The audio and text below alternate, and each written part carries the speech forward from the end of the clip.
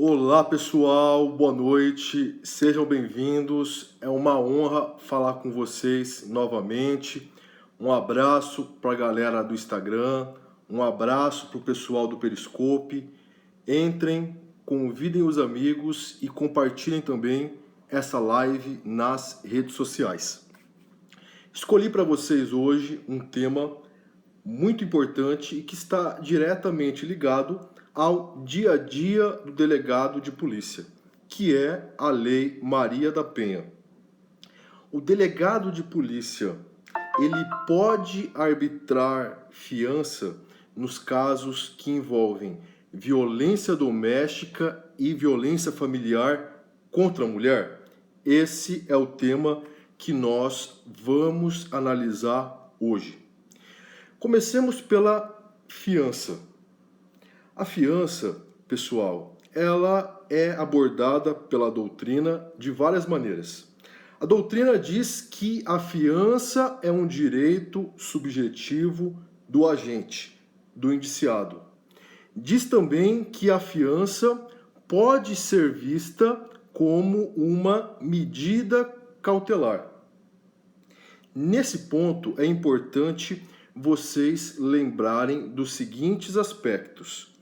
Antes da reforma de 2011, a fiança era um instituto diretamente ligado à prisão em flagrante, exclusivamente ligado à prisão em flagrante.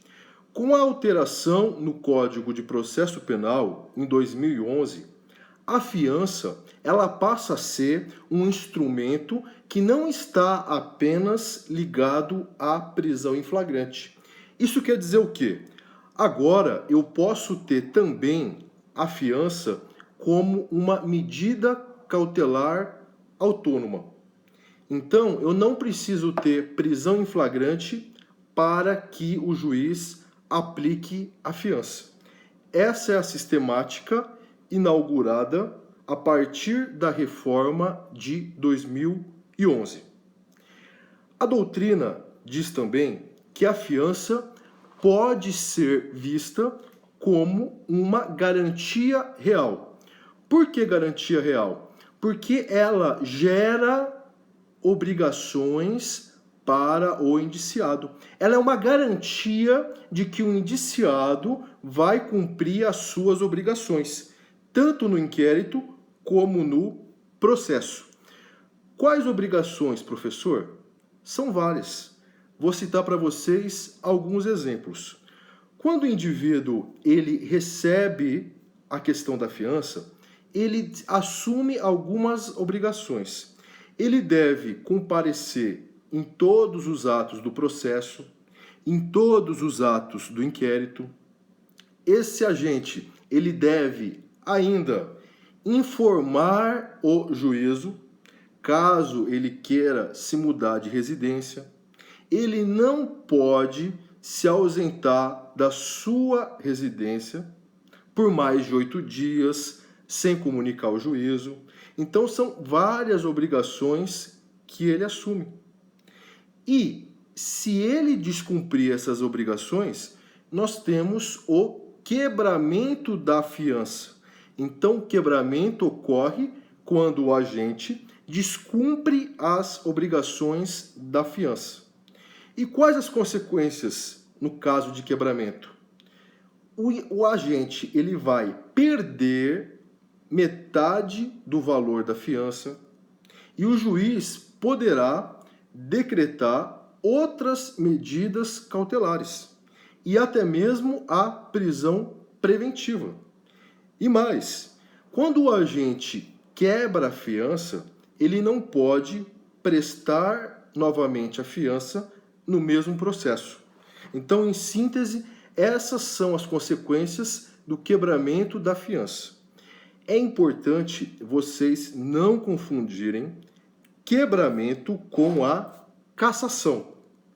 A cassação da fiança ocorre quando ela é concedida por equívoco.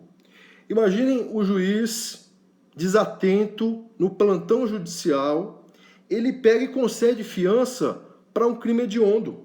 Ora, nos crimes hediondos, a fiança não é permitida. Nesse caso, ele vai ter que depois cassar a fiança, porque ele concedeu por equívoco.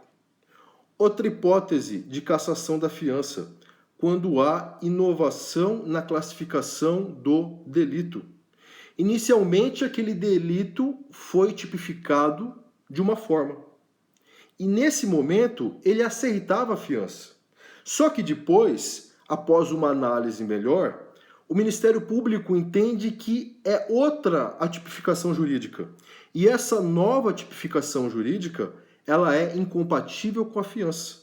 É outro caso de cassação. Então, não confundam quebramento com cassação. Eu estou dando umas pinceladas apenas nos aspectos gerais da fiança para nós recordarmos, porque logo em seguida eu vou entrar no tema da live. É só para a gente refrescar a memória.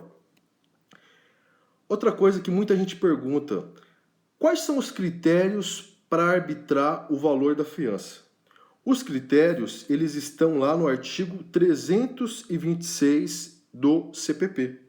Quando eu, delegado, vou arbitrar a fiança, eu analiso a natureza da infração, eu analiso a periculosidade do agente, a vida pregressa dele, quanto ele ganha, as custas do processo. Então, esses são os parâmetros analisados para a concessão da fiança. E como vocês sabem, só o delegado e o juiz são as autoridades que o CPP permite que concedam a fiança. Delegado e juiz. O delegado vai arbitrar a fiança naqueles crimes cuja pena máxima não ultrapassa 4 anos. Então, se o crime tem a pena máxima dele até 4 anos, eu posso arbitrar fiança. Qual é o valor da fiança que o delegado pode arbitrar? Em geral, entre 1 e 100 salários mínimos. Isso dá mais de R$93 mil. Agora, se o agente é bem de vida, tem um patrimônio bom, eu, delegado, eu posso aumentar esse valor. Eu posso multiplicar ele por 1.000.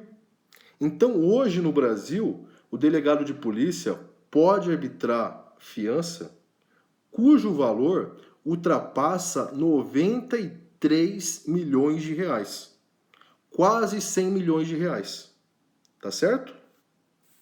Eu não estou citando os artigos para não ficar cansativo, pessoal, mas está tudo lá no CPP. A partir do artigo 320 e pouco começa a fiança. Tá? Então, só estou refrescando. A live não é para a gente rever o tema fiança. Ele é mais amplo. É só algumas pinceladas. Muito bem. Outro ponto importante. A questão da redução da fiança. Se eu percebo que o indiciado ganha pouco, eu, delegado de polícia, posso reduzir o valor da fiança. Até 2/3. Isso significa que o valor mínimo que eu posso arbitrar, eu anotei aqui para vocês, é em torno de R$312. 312 uns quebradinhos, 312,33. Então, delegado de polícia pode arbitrar como valor máximo mais de R$93 milhões. R$93.700.000. E o valor mínimo que eu posso arbitrar é R$312,33. Uma questão que cai com muita frequência no concurso de delegado de polícia é a dispensa. O delegado de polícia, ele pode dispensar a fiança. O agente é super pobre, não tem um centavo. Ainda que eu reduza o valor da fiança, ele não pode pagar. Eu posso deixar de arbitrar a fiança? A jurisprudência majoritária, o entendimento majoritário é no sentido de que o delegado não pode dispensar o pagamento da fiança. Essa dispensa só pode ser realizada pelo magistrado, segundo o artigo 325, parágrafo 1º, inciso 1º do Código de Processo Penal. Agora, na sua prova, tanto na escrita, na segunda fase, como na oral, você pode explorar essa matéria. Apresente o entendimento majoritário. O delegado não pode dispensar fiança. Mas, em seguida, diga ao seu examinador que há uma corrente doutrinária, ainda que majoritária, que defende que o delegado pode também dispensar fiança, com base na dignidade da pessoa humana. Ora, não é justo eu manter no cárcere o pobre só pelo fato dele ser pobre. Qual a diferença para o Estado em ter R$312 a mais na conta e ter 312 a menos? Não há diferença. A dignidade da pessoa humana não pode ser valorada dessa forma, tá? Fica a dica, então, para a prova de vocês. Outro detalhe importante. Se o caso comporta a fiança e o delegado deixa de arbitrar, se há dolo de abuso de autoridade, a autoridade policial pode responder por abuso de autoridade. Os casos de inafiançabilidade estão descritos lá no Código de Processo Penal. Só para a gente refrescar a memória, são aqueles que estão lá na Constituição Federal. Um abraço aí para o Murilão. São aqueles que estão na Constituição Federal, que são o racismo, a prática de ações por parte de grupos armados contra as instituições, contra a ordem democrática, os crimes hediondos, os crimes equiparados a hediondos, que são aqueles 3 T's, o terrorismo, o tráfico, a tortura, prisão civil, no caso de pensão alimentícia, prisão militar. Em todas essas hipóteses, nós temos situações de inafiançabilidade. A fiança é proibida, vedada. E há ainda, lá no artigo 324, inciso 4º, uma proibição de fiança relativa aos casos que comportam a prisão preventiva. Entenderam? Muito bem. Agora vem a grande questão.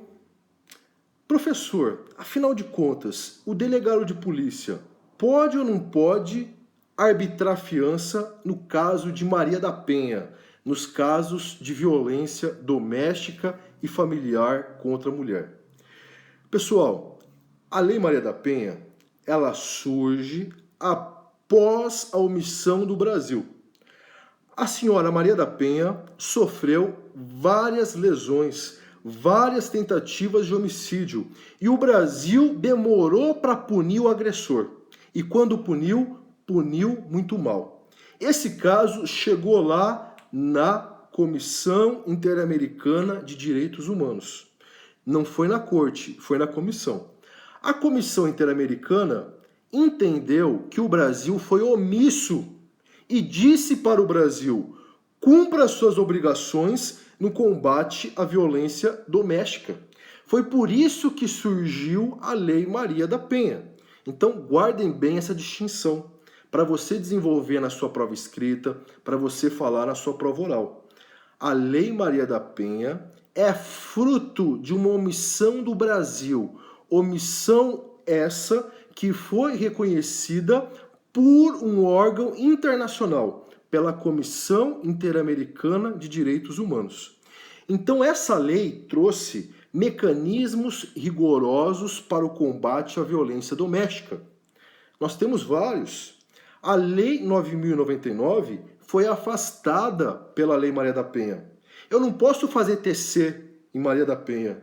Eu não posso aplicar transação. Eu não posso aplicar o sursi processual. Eu não posso aplicar pena de cesta básica. Não posso aplicar prestação pecuniária. Não posso ter a conversão da pena privativa de liberdade em pena que gere pagamento exclusivo de multa. Para ter retratação, em casos de Maria da Penha, eu tenho que ter audiência. Então, notem, são mecanismos mais rigorosos. Agora, o X da questão é se o delegado de polícia pode ou não pode arbitrar fiança nas situações de Maria da Penha. Passo para vocês duas correntes. Anotem para vocês bombarem nas provas. Primeira corrente diz que o delegado de polícia não pode conceder fiança em casos de Maria da Penha. Por quê, professor? Essa corrente sustenta que lá no artigo 313, inciso 3º do CPP, há aquela hipótese de prisão preventiva para garantir a execução das medidas protetivas de urgência. Então essa corrente, ela pega o 313, inciso 3 do CPP e fala: cabe prisão preventiva para garantir a execução das protetivas de urgência. Ponto. Além disso, essa corrente diz, lá no 324, inciso 4 do CPP, o legislador diz que não cabe fiança quando é caso de prisão preventiva. Juntando esses dois dispositivos, você não pode aplicar fiança, delegado, porque é caso de preventiva. Essa é a ideia central dessa corrente. Essa corrente, ela foi materializada no enunciado número 6 do COPEVID. O COPEVID é uma comissão de integrantes do Ministério Público que atuam em situações de Maria da Penha. É um enunciado que não é vinculante, mas ele serve de orientação para os integrantes do Ministério Público. Então, o enunciado número 6 do COPEVID diz que o delegado de polícia não pode arbitrar fiança em casos de Maria da Penha. Professor, qual doutrina que segue esse enunciado do COPEVID? Vou citar para vocês o meu amigo Norberto Avena. O Avena concorda com o COPEVID. Então essa é a primeira corrente. Mas nós temos também a segunda corrente. A segunda corrente sustenta que o delegado de polícia pode sim arbitrar fiança para os casos de Lei Maria da Penha. Por quê? Porque a lei não proíbe o delegado de arbitrar fiança nas situações de Lei Maria da Penha. Se ela proibisse, isso estaria expresso nela. É a corrente defendida pelo amigo Rogério Sanches. O Sanches diz isso. Ora, a Lei Maria da Penha apresenta várias restrições. Se a Lei Maria da Penha quisesse proibir o delegado de aplicar fiança, ela teria dito de forma clara. Logo, se não há proibição expressa, o delegado pode sim arbitrar fiança. Porque essa outra interpretação da primeira corrente, ela é prejudicial ao réu, ao indiciado. Porque cerceia a liberdade dele sem fundamento legal. Então essas são as duas correntes sobre esse tema. Eu prefiro a segunda corrente. Concordo com os argumentos do colega, do professor Sanches. E digo mais, pergunto para vocês, há algum caso, pergunta de concurso, há algum caso de prisão preventiva obrigatória? Existe algum caso no Brasil de prisão preventiva automática? Sim ou não? Olha que perguntinha para cair na sua prova. Aquela pergunta cabulosa para te enganar. Existe situação de prisão preventiva automática obrigatória no Brasil? Sim ou não?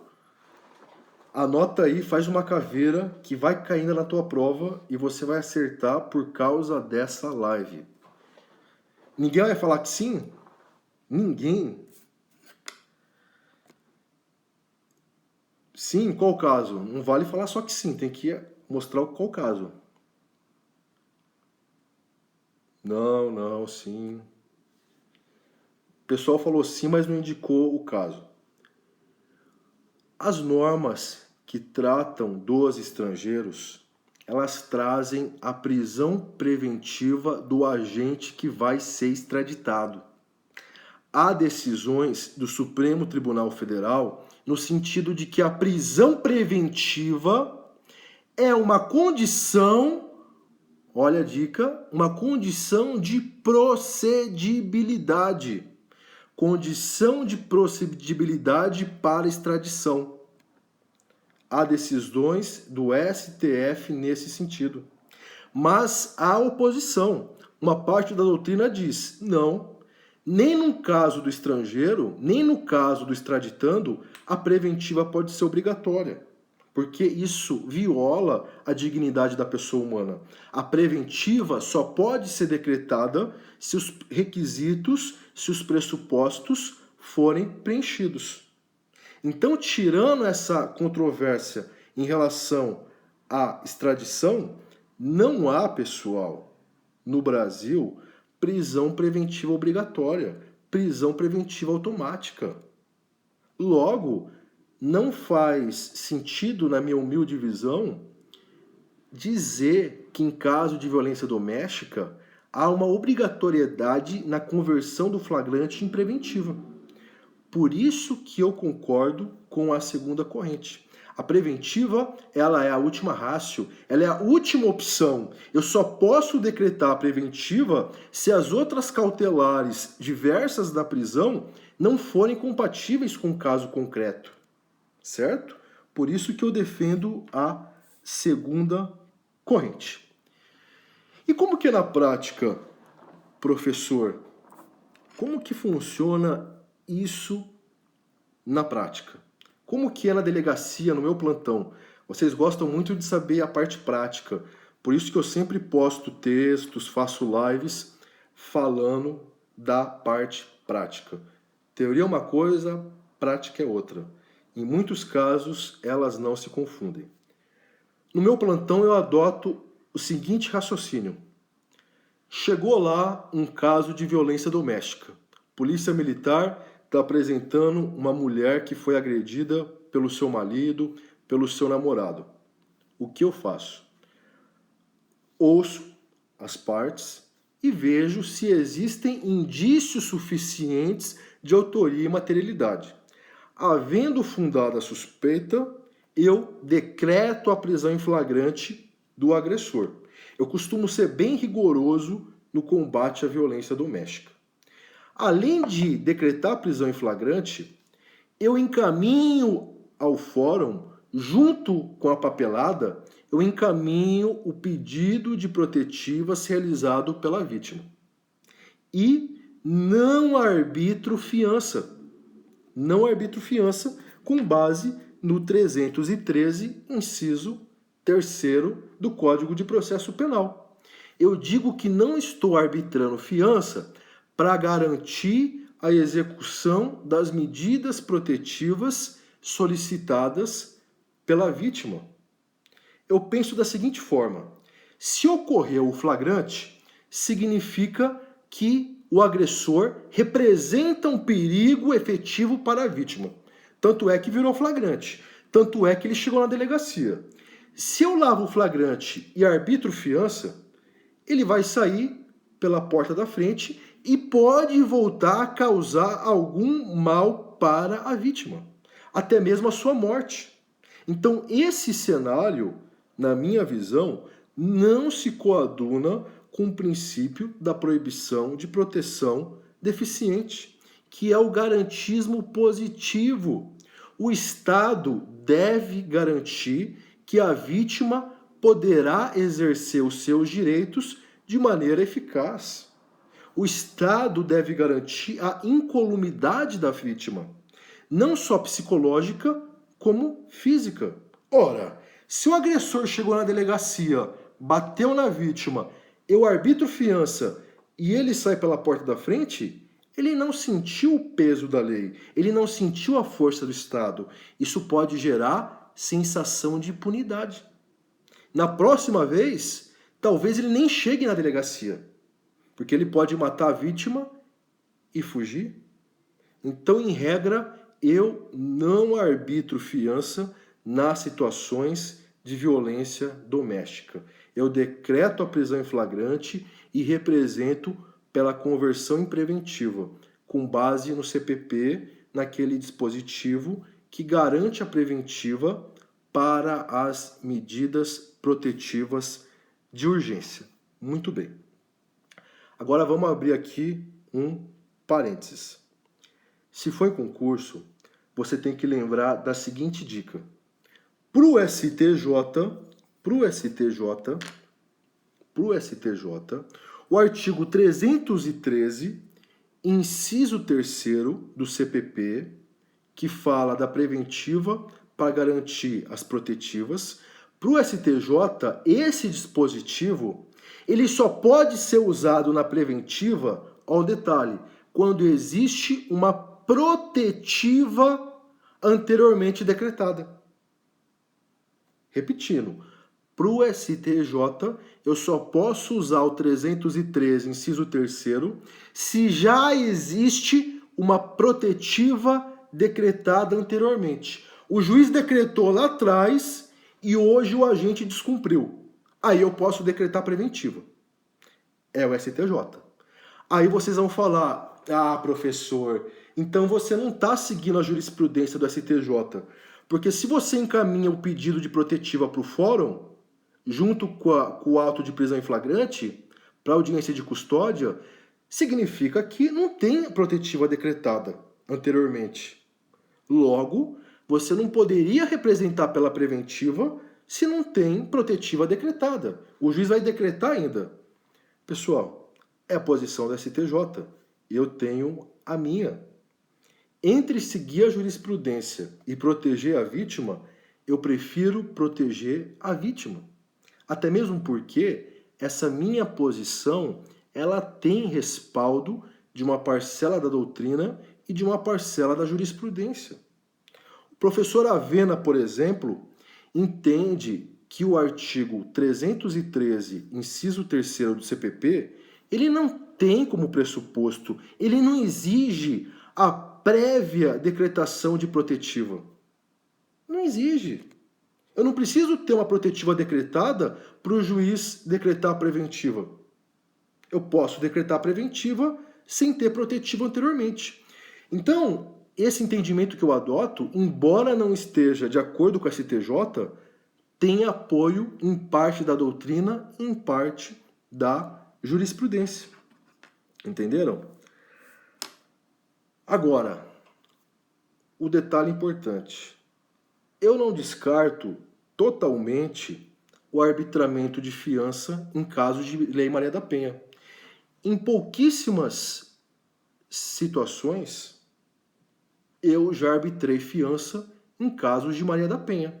Eu trato essa possibilidade como exceção, mas ela existe. Eu vou contar para vocês um caso concreto no qual eu arbitrei fiança em situação de Lei Maria da Penha. Aconteceu o seguinte: Polícia Militar apresentou o caso lá no meu plantão. Doutor Tiago, a vítima foi agredida pelo seu marido. Levou um tapa no rosto, ficou um hematoma leve. Nós fomos acionados e estamos apresentando a ocorrência para a deliberação de Vossa Excelência. Ouço a vítima e ela confirma a agressão. Estou com ele há 13 anos, sou casada no papel, ele sempre foi um bom marido, só que ele fica violento quando bebe. É a primeira vez em 13 anos que ele me agride. Não quero que ele fique preso, mas quero protetiva, quero me separar dele. Conversei com a vítima, orientei, falei que ela estava certa, que não pode perder o respeito, que isso deve ter um basta ali, antes que o mal maior aconteça. Sempre oriento, sempre converso com a vítima, sempre rola um bate-papo. E aí, conversei depois com o conduzido. O conduzido falou para mim: doutor, tô arrependido, agredi a minha esposa, ela é uma super esposa, eu tô desempregado, acabei perdendo a cabeça por causa da tal da cachaça, cheguei lá, dei um tapa na cara dela, mas tô arrependido. Ela não é vagabunda, ela nunca me maltratou, nunca me agrediu, estou super arrependido. Eu mesmo pedi para acionar a polícia. Eu mesmo quero ser preso, porque eu vou responder pelos meus erros. Eu sou homem. Aí, falei com ele que não podia ter feito isso, dei um puta sermão. E depois conversei com o tio dele. Perguntei pro tio dele se era verdade o que ele tinha dito. O tio falou: é verdade, doutor, ele é trabalhador, trabalha igual um trator. Quando ele falou trator, eu tive que me segurar para não dar risada, porque foi inevitável. Eu associei a fala com a minha expressão de passar o trator. Aí eu segurei para não dar risada.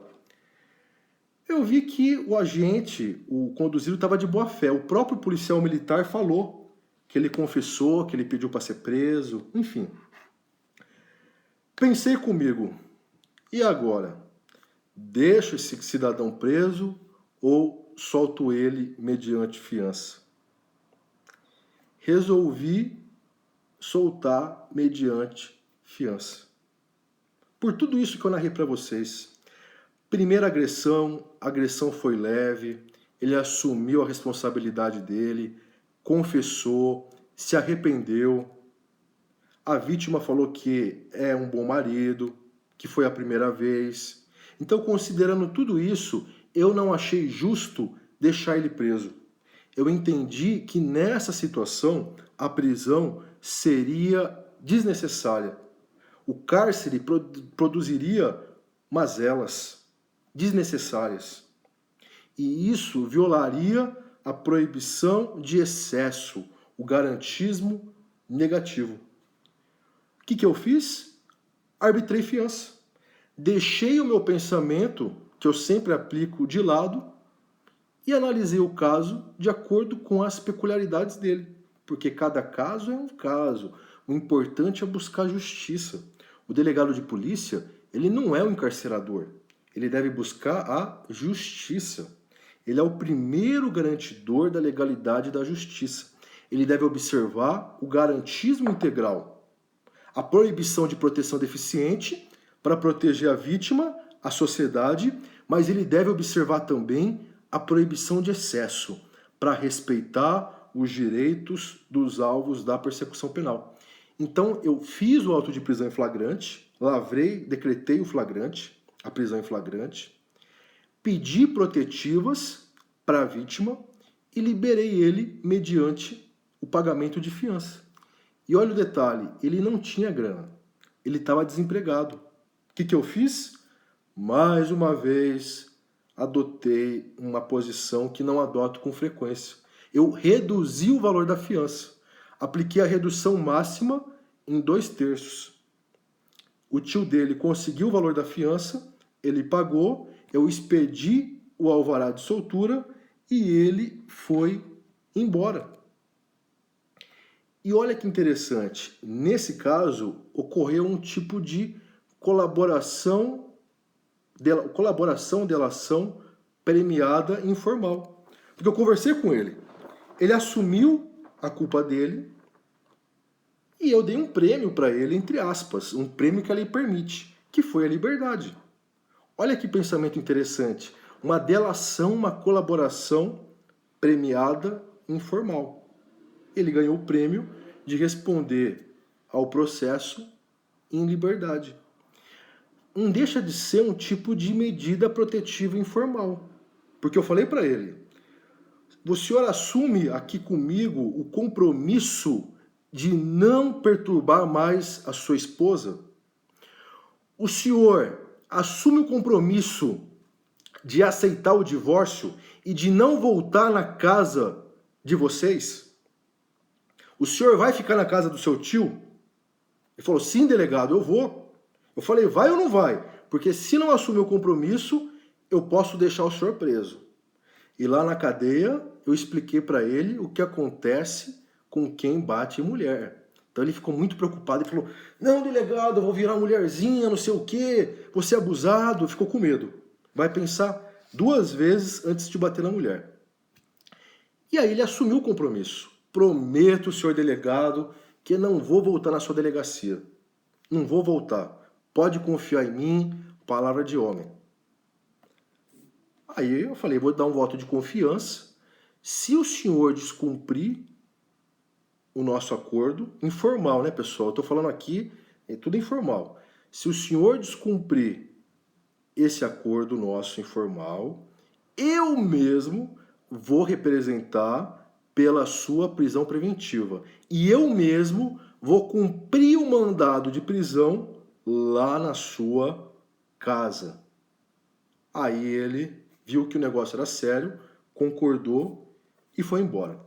Eu senti que foi algo isolado, eu não senti nele perigo. Se eu tivesse sentido perigo nele, eu teria decretado flagrante, representado pela preventiva, sem fixar fiança. Então, pessoal, notem que eu prendi, eu decretei a prisão em flagrante e eu mesmo soltei. É o delegado que expede o alvará de soltura quando ele arbitra a fiança. A mesma autoridade prendeu e soltou. Se eu posso prender e soltar, por que eu não posso conceder medida protetiva? Legalmente falando, basta que o projeto de lei 7 de 2016 seja aprovado. Se eu posso suprimir totalmente a liberdade do agente, por que eu não posso restringir ela parcialmente? Não chega perto dela, não fala com ela. Isso para o agente não significa nada. Eu não vou praticamente mexer com a liberdade dele. Agora, para a vítima, significa muito, significa paz. Isso mitiga a possibilidade dela ser lesionada, dela ser morta. Não é garantia de 100%, mas é alguma coisa, tá? Então fica o raciocínio para vocês em relação ao projeto de lei 7 de 2016. Vocês viram como é interessante a rotina do delegado? Ele se vira nos 30, ele usa o que tem para fazer justiça, para aplicar a lei. Tudo dentro da lei. Tudo que eu falei para ele é o que a lei permite. Pelo meu convencimento, eu poderia ter deixado ele preso. Mas eu conversei com ele, arbitrei fiança, que a lei permite. Falei para ele que se ele não cumprir o compromisso informal, eu vou pedir a preventiva dele. Tudo dentro da lei. É só questão de querer ser justo, de querer fazer justiça, de querer trabalhar, de querer proteger a sociedade. Tendo essa força de vontade, a gente se vira nos 30, ainda que seja com esses acordinhos informais. Mas é um acordo que foi bom para a vítima, foi bom para ele, não causou mal para ninguém, tá bom? Então, é essa postura que eu defendo, o delegado de justiça, delegado de polícia justo, aplicando o garantismo integral para proteger a sociedade, para proteger as vítimas. E essa foi a live de hoje. Espero que vocês tenham gostado. Mostrei para vocês a parte prática, recordamos de alguns conceitos. Espero que tenha sido útil para vocês. Nunca tive problema com MP, com magistratura. Graças a Deus, tenho promotores que trabalham comigo e juízes que respeitam o meu entendimento, que conseguem aí trabalhar em conjunto, em harmonia, com respeito. Então, nunca tive nenhum problema, graças a Deus. Até mesmo porque eu fundamento todas as minhas decisões. Bom senso e justiça sempre, tá bom? Para quem não me segue ainda, segue lá no Instagram, Snap, YouTube e Periscope. Delta Thiago com TH, Delta Thiago. E no Facebook, Delegado Thiago com TH. Só para vocês não perderem, no próximo sábado, pessoal de Sorocaba e região, no próximo sábado, estarei com meus colegas Eduardo Fontes e Henrique Hoffman. Nós vamos fazer 3 palestras lá no cinema do Shopping Iguatemi. Vai ser um evento jurídico super diferente, palestra no cinema, com pipoca, com refrigerante, vai ter sorteio de bolsa do CERS, bolsa 100%, vamos sortear livros, vai ter coffee break, vai ter certificado, vai poder contar também como horas complementares, então é um evento imperdível. Quem quiser fazer inscrição, fala comigo, corre, porque as vagas estão acabando, tá certo? Curtiram a live? Agora eu quero o feedback de vocês. Gostaram? Foi útil? Isabela, tô com a voz um pouquinho alterada, dorzinha na garganta, mas não podia deixar de gravar uma live hoje. O Marcelo, Piauí, muito boa, adorei. Que bacana, faz aqui em São Paulo. Ailton Zuc, adelante, tamo junto, Ailton. Quando você vem pro Rio, BH, amei. Muito interessante, show, muito foda. Muito boa live, esclarecedora. Magistrada, jogou duro. Muito útil. Luana, adorei, sensacional. Vamos usar na prática. Meu livro não foi lançado ainda, pessoal. Tô terminando 2. Não lancei ainda. E é sobre Maria da Penha. Se Deus quiser, logo eu lanço. Ficou no top 5 das suas lives. O dom da oratória, olha que legal. Obrigado, Vinícius. Eu sou muito exigente, né? Então eu quero sempre aperfeiçoar, sempre fazer melhor. Então é bom receber esse feedback de vocês, porque eu nunca tô contente, eu sempre cobro muito de mim, sempre busco o meu melhor, não só para minha evolução pessoal, mas para ajudar vocês também. Então esse feedback não tem preço. Valeu, professor, top demais, profundo conhecimento junto com a prática. Carol, muito boa. Venha na Serra Catarinense, Dourado.